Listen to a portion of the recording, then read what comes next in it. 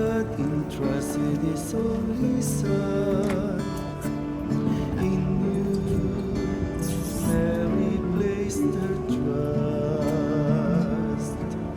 With you, Christ became man. Blessed Joseph, to us too.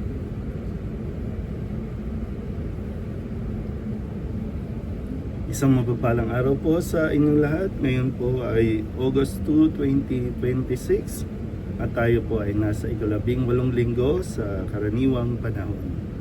Ating po unang pagbasa at pagninilay sa araw na ito ay hinango mula sa aklat ni Propeta Isaías chapter 55 verses 1 to 3. Ito ang sinasabi ng Panginoon.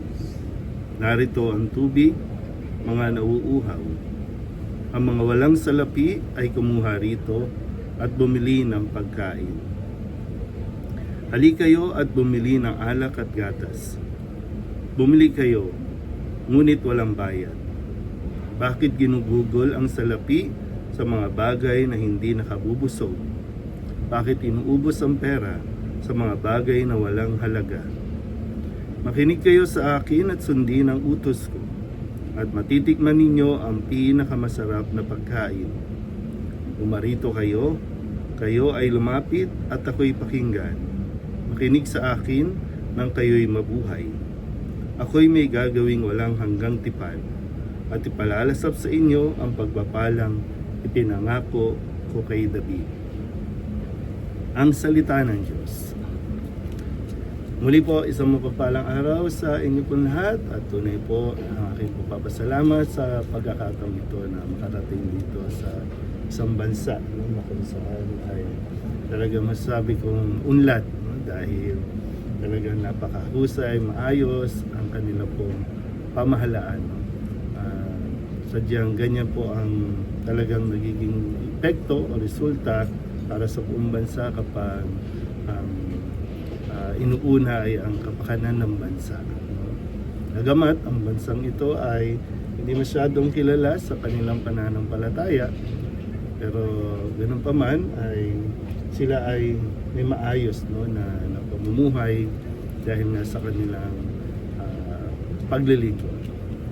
At sa linggo ring ito, paanyaya sa atin, no, sa unang pagbasa mula sa ipinahayag natin, no, sa aklat ni Propeta Isaías, yung ikaugnayan din, no, na naalala natin nitong mga nakalipas na linggo na sinasabi nga na lumapit kayo sa akin, kayong mga napapagal at nabibigatan at kayo'y pagpapahingain. Ngayon, paalala din sa atin na lumapit tayo sa Panginoon at tayo po ay mabubusog, no? Hindi na mga bagay ng mundong ito. Sabi nga, no, ginugugol ng tao ang pera sa mga bagay na walang halaga. Sinasabi din ang paanyaya sa atin, no, na makinig tayo sa Kanya at sundin ang Kanyang utos na sa ganon ay matikman ang pinakamasarap na pagkain. Pumarito kayo, ito ang paanyaya ng Panginoon. At ito rin nawa, no, ngayon ay linggo, sikapin natin, no, na mapaalalahanan din ang iba natin mga kakilala na magsimba at huwag kakaligtaan, no, ang oras na ilaan o kahit sandali nga lang ang hinihingi ng Panginoon sa atin, diba? Pero yun lang, medyo hindi marami sa mga tao ang hindi ito tinitingnan at nabibigyan ng pagpapahalaga. Kaya trabaho dito, trabaho doon, pero ganun pa rin, no? Hirap pa rin sa buhay, mahirap pa rin ang kanilang kalagayan. So kapag ang isang tao nasumpungan at nakasumpong at tumugon sa panawagan ng Diyos, paanyaya ng Diyos, nagkakaroon talaga ng kapayapaan sa Kanya. Kaya nawa, no? Linggo ngayon, tayo po ay magdasal at magsimba, magtungo tayo sa tahanan ng ating Panginoon. Muli po, isang mapagpalang araw sa inyo po. Show yourself a Father and guide us in the path of life. Obtain for us grace, mercy,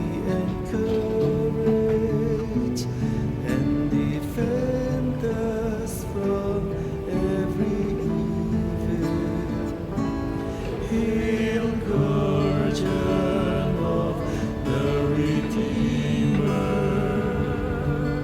spouse of the Blessed Virgin Mary. To you, God entrusted His only Son. In you, Mary placed her trust.